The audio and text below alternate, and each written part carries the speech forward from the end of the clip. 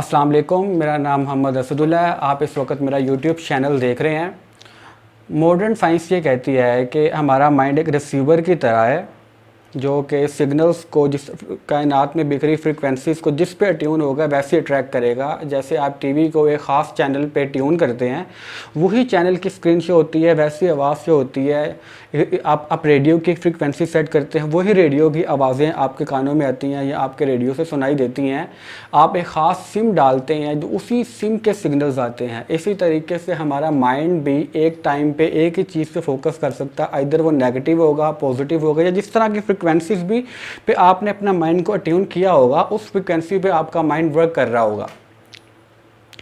एक टर्म है mind sciences के अंदर या साइकोलॉजी के सेल्फ हेल्प के अंदर, इफेक्ट एंड और काज एंड। अगर आप इस टर्म को समझ लें तो आप अपनी ज़िंदगी को नेगेटिव से पॉजिटिव की तरफ और प्रोडक्टिव की तरफ स्वाइप कर सकते हैं बड़ी आसानी के साथ। काज एंड पे वो लोग होते हैं जो कि रिस्पॉन्सिबल होते हैं अपने एक्शंस के, जो कहते हैं कि I am the responsible for my things, I am the responsible for my failures, I am the responsible for this behaviour. बाज़ लोग ऑन नहीं करते चीज़ों को, यार मुझे गुस्सा आ जाता है, मुझे नहीं पता क्या होता है मुझे, ऐसे हम इररिस्पॉन्सिबिलिटी शो करते हैं। मेरे एक टीचर थे, वो बड़ी अच्छी बात किया करते थे कि जब आप किसी जगह से लेट हो जाए अपने टाइम से, तो हम क्या करते हैं, हम उस जगह पे जाते हैं और जाके बोलते हैं यार ट्रैफिक बड़ी ज़्यादा थी, सॉरी मैं लेट हो गया, ये मुझे काम पड़ गया था, मैं लेट हो गया यार।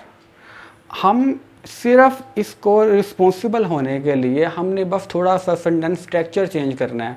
आपने कहना है आई एम सॉरी मैं लेट हो गया, उसके बाद आपने वजह बतानी है। हम क्या करते हैं, पहले वजह बताते हैं अपने आप को सेव करने के लिए कि मैं विक्टिम था या मुझे मेरे साथ ये हो गया, तो आप इफेक्ट एंड पे हैं। हमने क्या, अगर हमने ये बोल दिया sir I am sorry I am late due to this, इसमें यह है कि पहले आपने इस चीज़ को ऑन किया। अगर आप नबियों पैगंबरों की हिस्ट्रियाँ पढ़ें, हज़रत आदम अलैहिस्सलाम थे, उन्हें जब जन्नत से निकाला गया तो उन्होंने दुआ की जो कुरान पाक में बहती, रब्बना ज़लमना अनफुसना, कि या अल्लाह हमने अपनी जानों पे जुल्म कर लिया है। उन्होंने अपने आप को काज एंड पे रखा।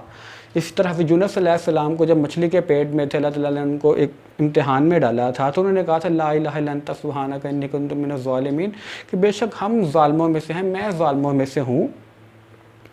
तो नबियों पैगंबरों जितने कामयाब लोग हैं, जितने पॉजिटिव माइंडसेट के लोग हैं, कामयाब लोग हैं, वो अपने आप को काज एंड पे रखते हैं, वो ऑन करते हैं चीज़ों को। उसके बाद वो फिर उनको क्यों, अगर आप चीज़ों को ऑन कर रहे हैं, अगर आप उसके रिस्पॉन्सिबल हैं, तो आपकी रस्सी आपके हाथ में है, अब जब चाहें जिस तरीके से उसको मोड़ लें।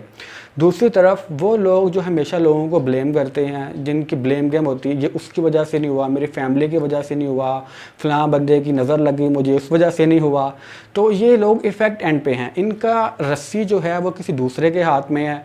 वो दूसरे के हाथ में होने का ये है कि जब तक वो कहते हैं कि मेरी सराउंडिंग ठीक नहीं होगी मैं कामयाब नहीं हो सकता। तो ऐसे लोगों को आप फेलियर में ही पाएंगे। ये ऐसा माइंडसेट फेलियर का माइंडसेट होता है।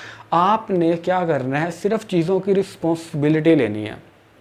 अब आगे बाज़ लोगों को फेलियर्स पे मसला होता है कि यार फेलियर्स होते हैं, डिप्रेशन एंग्जाइटी होती है, तो माइंड साइंसेस के अंदर एक टर्म है फीडबैक की। एनएलपी के अंदर, न्यूरो लिंग्विस्टिक प्रोग्रामिंग के अंदर, उन्होंने फेलियर को फीडबैक के साथ रिप्लेस कर दिया, बस ये वर्ड को। जिस तरह हम कोई साइंटिफिक एक्सपेरिमेंट करते हैं, हम एक प्रोटोकॉल यूज़ करते हैं, उससे हम एक चीज़ का एक्सपेरिमेंट करते हैं, अगर वो फेल हो जाए तो हम कहते हैं यार हमारा जो प्रोटोकॉल था वो फेल हो गया, रिजल्ट्स पॉजिटिव नहीं आ सके। इसका यह मतलब नहीं है कि आप ज़िंदगी में फ़ेल हो गए हैं और आपने वो रिसर्च छोड़ दी। इसका यह मतलब होता है हम प्रोटोकॉल में थोड़ी सी चेंजेस करते हैं, उसके बाद दोबारा एक्सपेरिमेंट करते हैं और फिर हम ऑप्टिमाइज़ करते हैं कि किस पे कौन से हमारे पास ज़्यादा रिजल्ट्स आ रहे हैं। यही आपकी ज़िंदगी है। इसी के ऊपर आपने ये करना है कि आपने अपनी ज़िंदगी में फेलियर्स के वर्ड को फीडबैक में बदलना है कि ये फीडबैक था, मैं क्या कौन से काम करूँ कि मैं इसे पॉजिटिव में चेंज कर सकता हूँ, या मैंने ये काम किया था इस तरीके से नहीं हुआ, मैंने एक फ़लाँ बंदे से बात की थी उसने मेरे से ऐसा जवाब, मैं किस तरह उससे बात करूँ, ये मेरा काम था, मेरा गोल अचीव नहीं हो रहा, मैं इसके बारे में स्टडी करूँ कि मैं कैसे इसको अचीव कर सकता हूँ। तो आप रिस्पॉन्सिबल हैं, आप इस पर वर्किंग करेंगे, आपका माइंड क्वेश्चन जनरेट करेगा कि हाँ भाई, मैं आपको उसको बताएंगे ना कि मैं ये काम कर रहा हूँ कैसे करूँ। जब कैसे का वर्ड यूज़ करेंगे, आपका माइंड कंप्यूटर में गूगल की तरह फाइल्स खोलेगा, आपके माइंड में आइडियाज़ आएंगे कि हाँ हाँ ये काम मैं ऐसे ऐसे भी कर सकता हूँ, बजाय ये कि आपने उसको डाल दिया कि भाई ये काम मैं नहीं कर सकता, ये मेरे से नहीं हो सकता, ये लोगों के सराउंडिंग की वजह से है। तो वो आपका जो माइंड का कंप्यूटर है वो शट डाउन हो जाएगा और आपको कहेंगे कि यार ये मैं काम कर ही नहीं सकता। आपका माइंड उस पर वर्किंग करना बिल्कुल ही बंद कर देगा।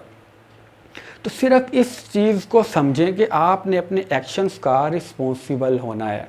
हम अपनी फ़िज़िकल हेल्थ के भी रिस्पॉन्सिबल हैं, हम अपनी मेंटल हेल्थ के भी रिस्पॉन्सिबल हैं।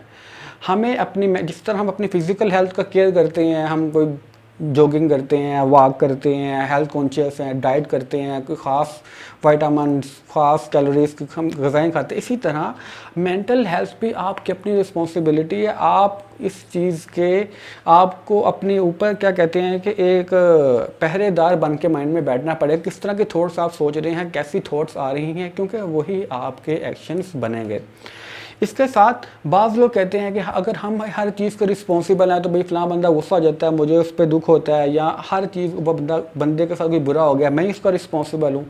तो इसमें ये बात है, स्टीवन आर कोवे की जो बुक है 7 habits of highly effective people, उसके अंदर उसने एक बड़ी अच्छी चीज़ बताई है। वो ये है, एरिया ऑफ इन्फ्लुएंस के नाम से उसने एक एरिया बताया। वो एरिया जो कि आप खुद इन्फ्लुएंस कर सकते हैं, जिस पे आपका कंट्रोल है, उसमें सबसे पहले आप हैं। मैं अपने आप पे वर्किंग करके, अपनी हैबिट्स पे वर्किंग करके मैं अपनी प्रोफेशनल लाइफ बेहतर कर सकता हूँ, मैं अपनी फ़िज़िकल लाइफ बेहतर कर सकता हूँ, मैं अपनी मेंटल लाइफ बेहतर कर सकता हूँ। उसकी वजह से मेरे घर वालों पे भी इम्पैक्ट पड़ेगा, मेरे दोस्तों पे, मेरे पेरेंट्स पे, मेरे बहन भाइयों पे, मेरे फ्रेंड्स पे। तो जैसे जैसे आप अपने एरिया ऑफ इन्फ्लुएंस पे वर्क करना स्टार्ट करेंगे, वो एक्सपैंड होता जाएगा। एक्सपैंड होगा तो वो आपके सराउंडिंग पे भी कवर करना स्टार्ट कर देगा। तो इस पे क्या होगा कि आप पॉजिटिवली अगलों पे इम्पैक्ट कर रहे हैं।